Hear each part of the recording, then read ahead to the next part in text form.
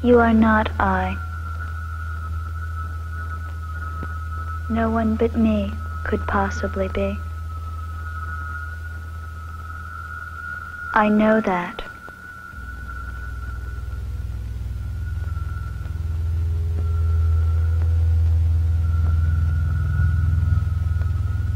And I know where I have been and what I have done ever since yesterday, when I walked out the gate during the accident.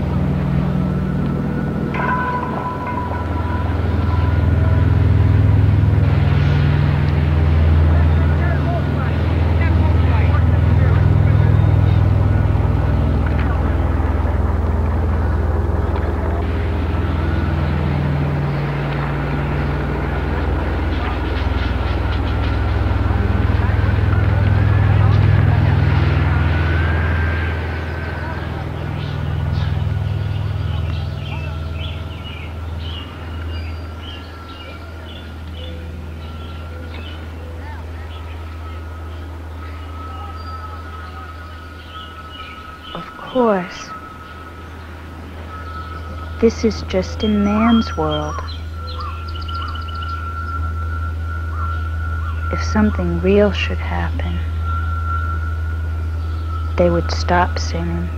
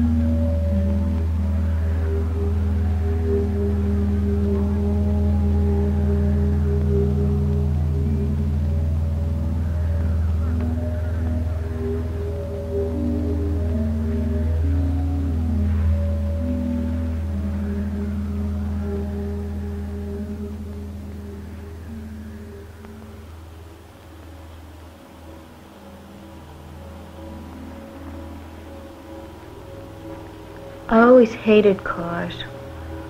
Hated to see them go by down there.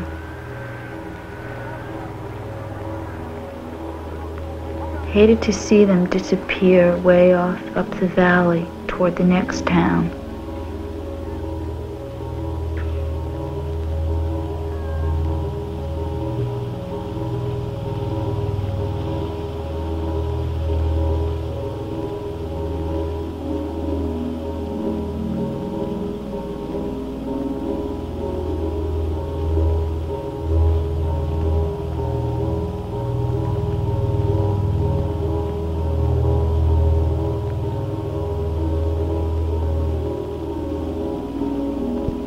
Made me angry to think all those people moving from one place to another without any right to.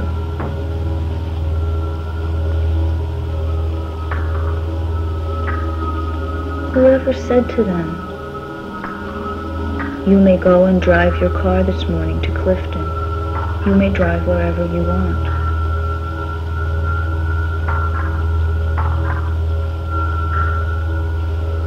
No one. I know that. I know there is no chief that says things like that to people.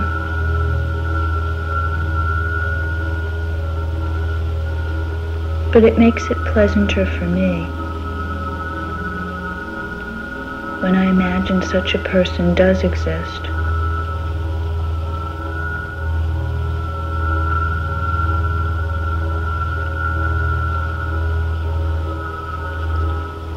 Perhaps it would be only a tremendous voice speaking over a public address system set up in all the streets.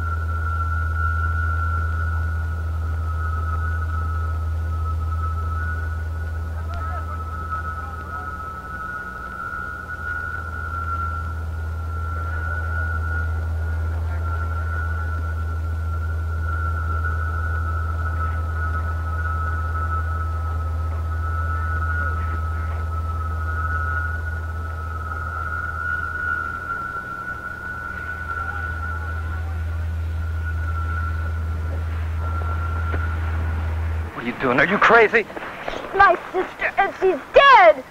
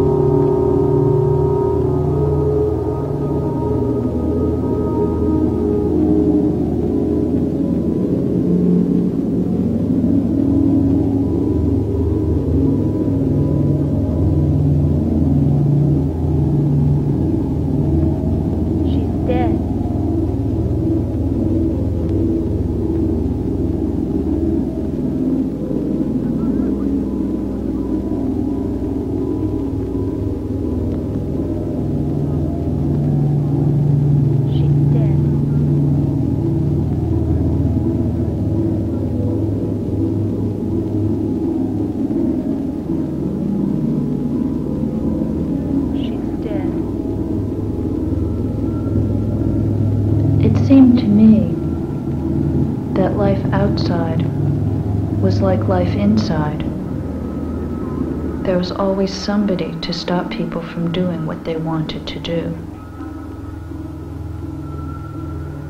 That was just the opposite of what I had felt when I was still inside. Perhaps what we want to do is wrong. But why should they always be the ones to decide?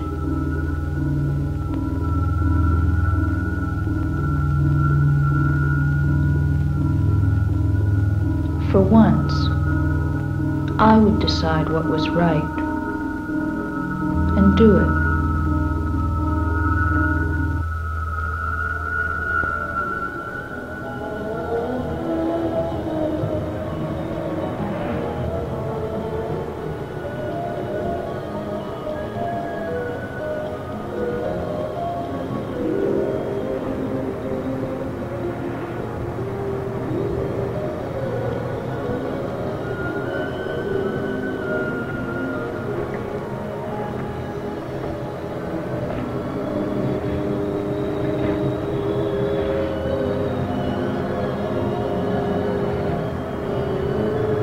I managed to count the gas stations along the way,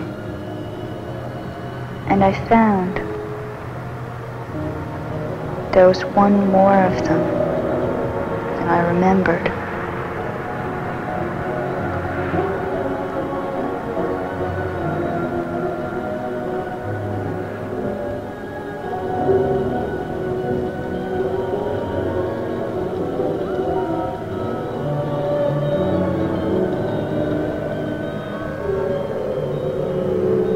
All they had asked me was my address, and I gave my sister's address because it's only a half-hour's drive. Besides, I stayed with her for quite a while before I went away. That was years ago, I think.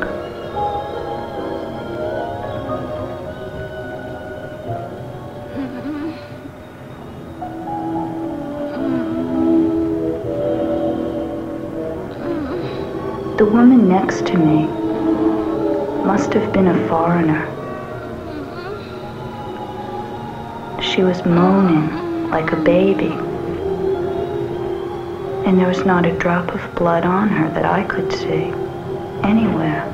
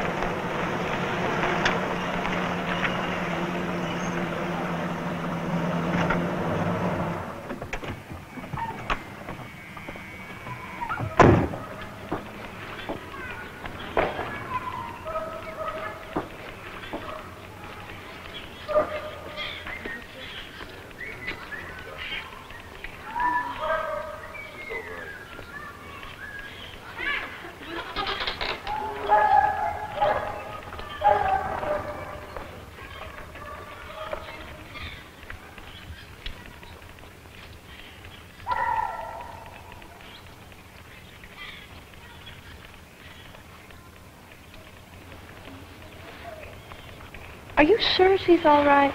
They looked at her all over at the hospital. It's just shock. She'll be okay.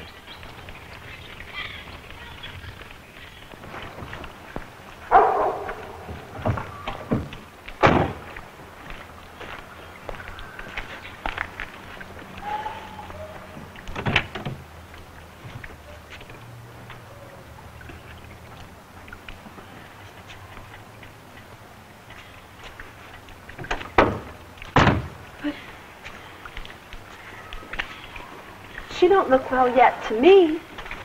She'll be all right. Just don't let her get excited. Well, that's what they always said. She just does.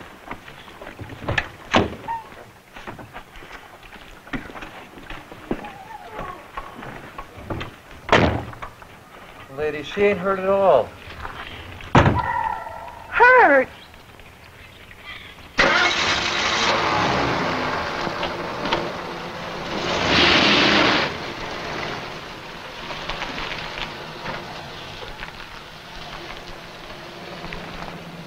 I often feel that something is about to happen.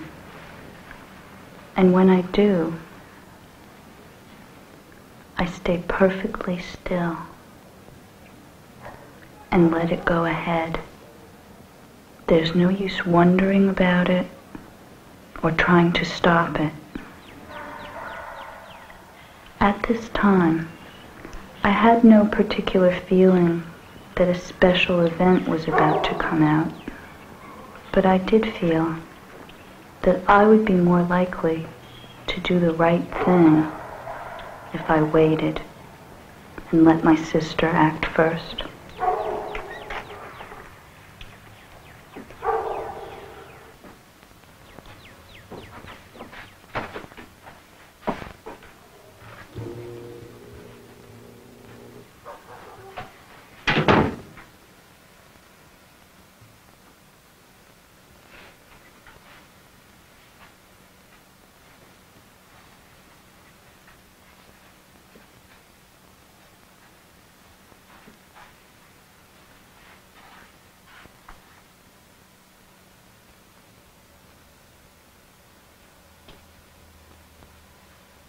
Right away I saw she had had the whole thing rebuilt, only backwards. There's always a living room and a kitchen, and now it was on the left. The back door was now at the right end of the porch. She had even switched the stairs and fireplace around into each other's places. The furniture was the same, but each piece had been put into the position exactly opposite to the way it had been before. I decided to say nothing and let her do the explaining if she felt like it. It occurred to me that it must have cost her every cent she had in the bank, and still it looked exactly the same as it had when she began. I kept my mouth shut. But I could not help looking around with a good deal of curiosity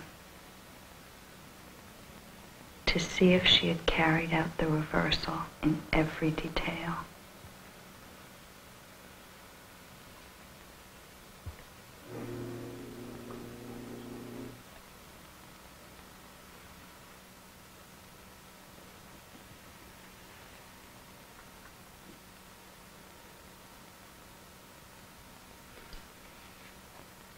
Sit down, Ethel.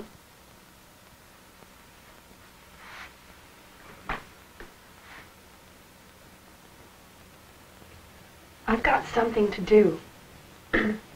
I'll be right back.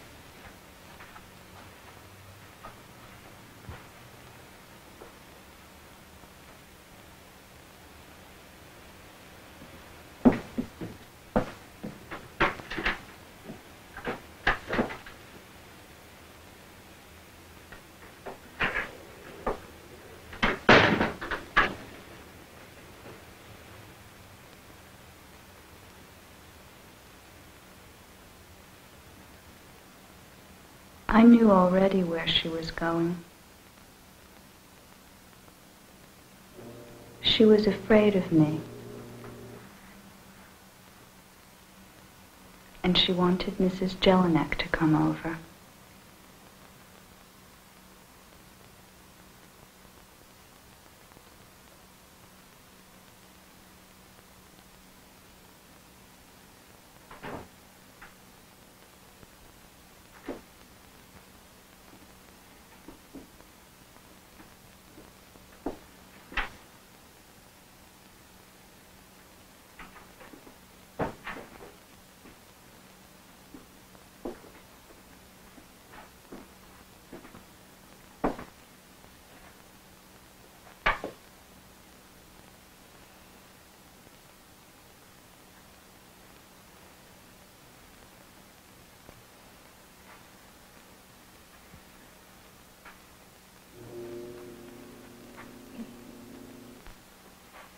Well, old time.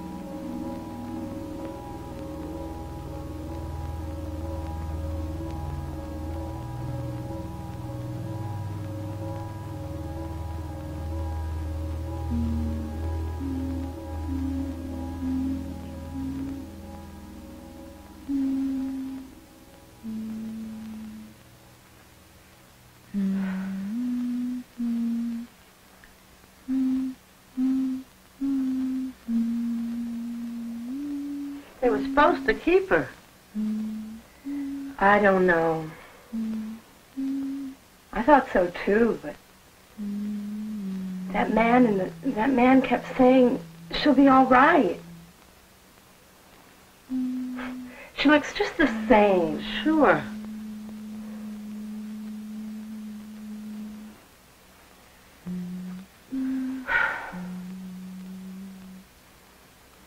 Well, I'm not going to put up with it any longer. I'm going to tell Dr. Dunn just what I think of him. Call the home. I surely will. I'll go see if Kate's in. You stay here.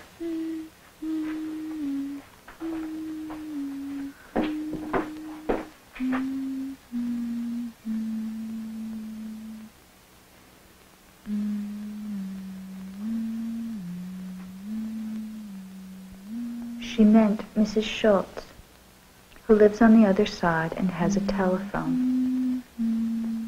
I did not even look up when she went out.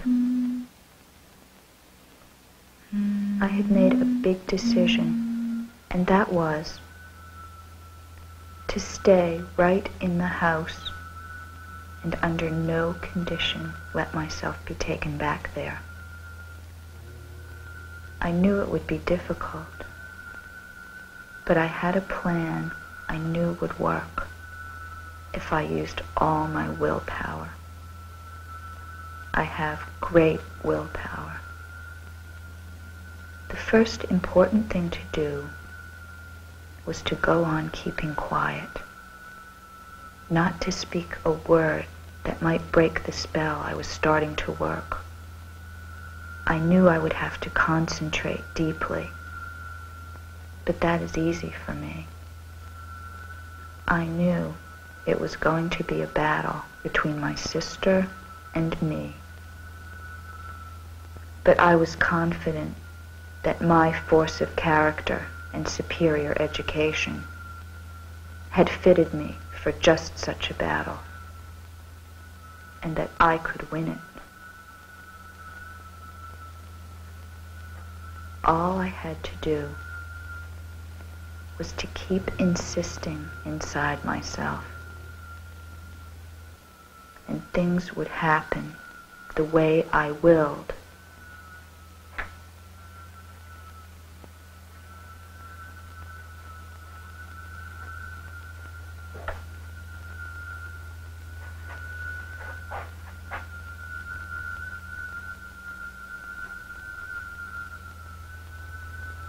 This way, I would have what I wanted.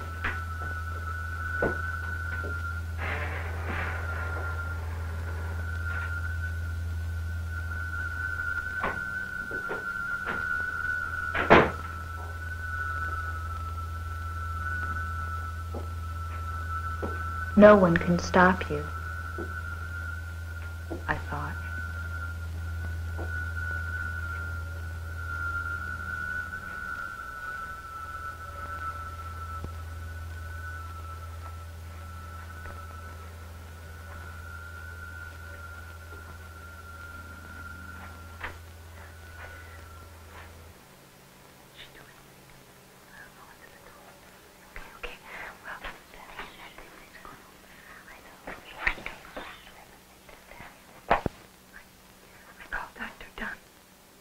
Complained that she was released. Well, he told me to hold on to her by all means because she wasn't discharged at all, but somehow got out.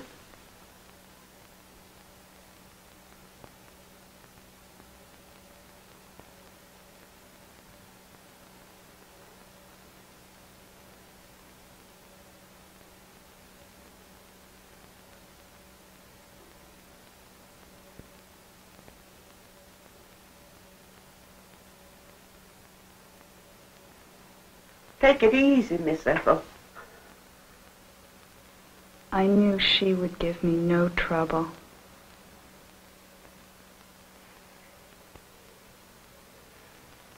Mrs. Jelinek and Mrs. Schultz would not go any further than my sister told them to. And she herself was terrified of me. For although I had never done her any harm, she had always been convinced that someday I would. It may be that she knew now what I was about to do to her, but I doubt it, or she would have run away from the house.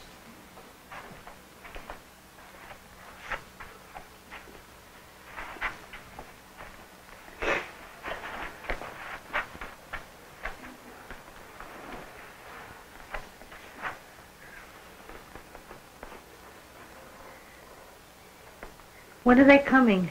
As soon as they can get here.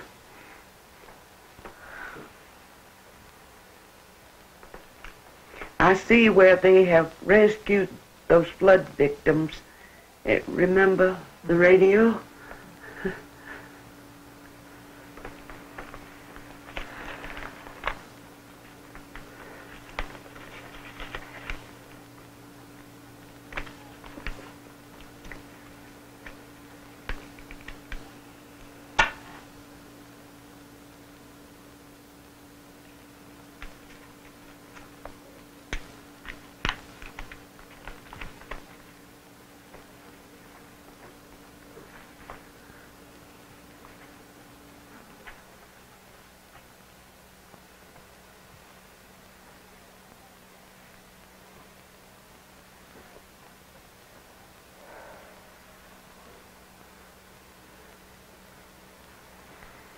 The house was very ugly.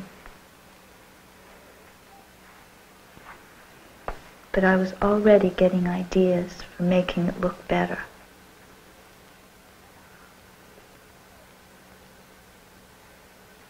I have excellent taste in decoration. I tried not to think about those things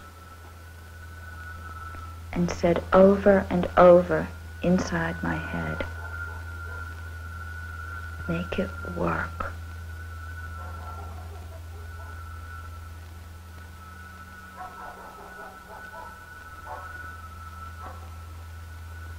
I could have laughed out loud when I thought of what they were really waiting to see. If they had only known it.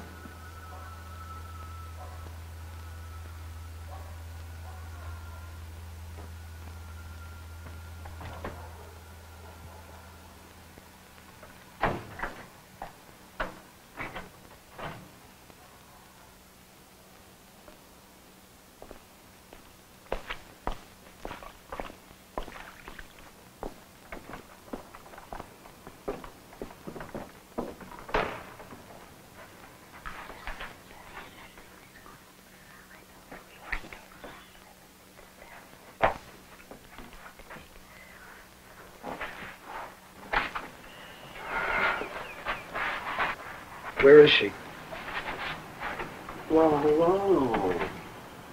To wonder you couldn't be more careful. When they get out like that, how do you know what they're going to do?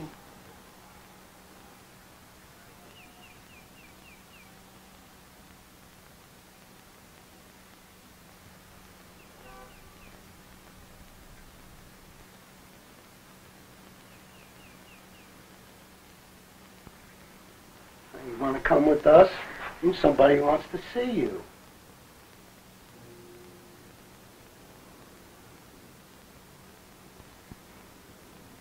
Help me?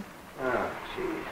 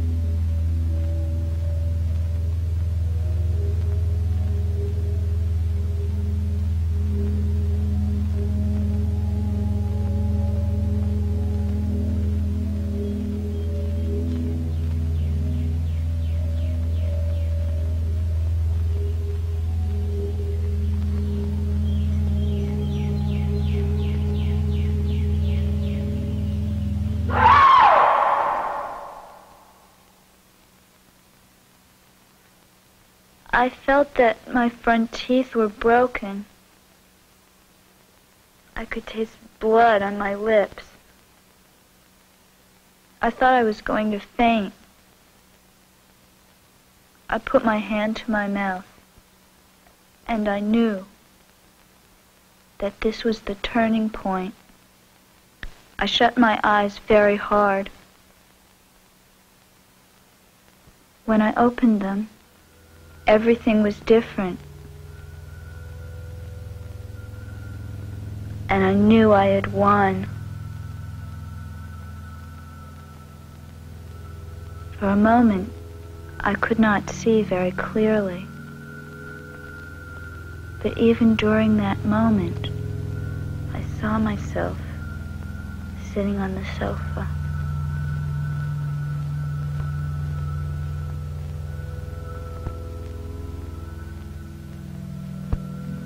As my vision cleared, I saw that the men were holding my sister's arms, and she was putting up a terrific struggle.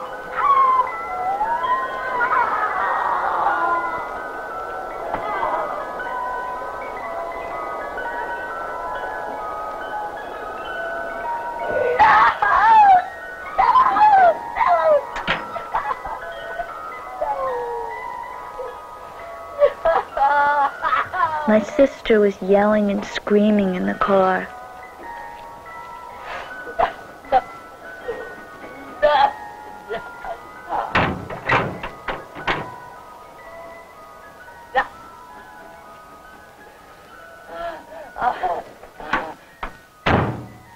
But as they left the city limits, she stopped and began to cry. All the same, she was really counting the service stations along the road on the way back to the home, and she found there was one more of them than she had thought. When they came to the grade cross, near the spot where the accident had happened, she looked out.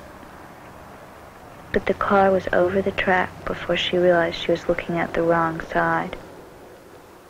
Driving through the gate, she really broke down. They kept promising her ice cream for dinner, but she knew better than to believe them. As she walked through the main door between two men, she stopped on the threshold, took out one of the stones from her coat pocket, and put it into her mouth. She tried to swallow it, but it choked her, and they rushed her down the hall and made her give it up. The strange thing, now that I think about it, was that no one realized she was not I. They put her to bed, and by morning, she no longer felt like crying. She was too tired. It's the middle of the afternoon, and raining torrents. She is sitting on her bed, the very one I used to have, in the home, writing all this down on paper. She never would have thought of doing that up until yesterday. But now she thinks she has become me, and so she does everything I used to do.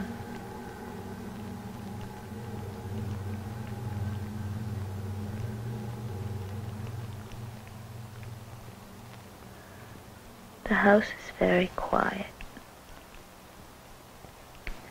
I am still in the living room, sitting on the sofa. I could walk upstairs and look into her bedroom if I wanted to. But it is such a long time since I've been up there,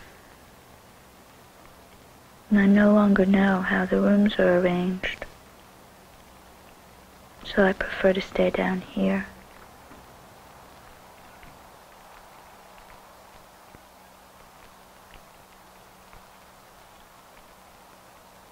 If I look up, I can see the stair window of colored glass. Over the stairs, purple and orange, an hourglass design. Only the light never comes in very much, because the house next door is so close. Besides, the rain's coming down hard here, too.